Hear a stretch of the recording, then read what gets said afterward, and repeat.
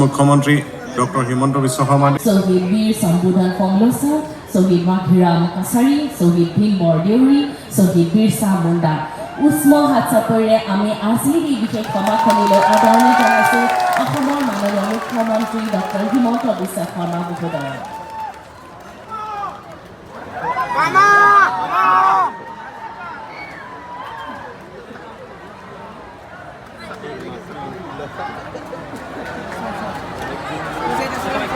লগতে আটাইকেইগৰাকী সন্মানীয় অতিথি আপোনালোকৰ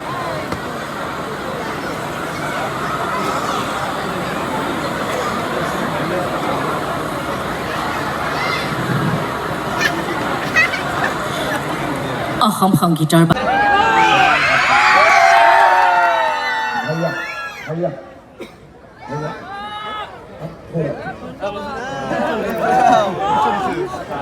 খবৰ ভাল সকলোৰে খবৰ ভাল আজিৰ এই সুন্দৰ সভাত আমাৰ মাজত উপস্থিত অসম চৰকাৰৰ শিক্ষা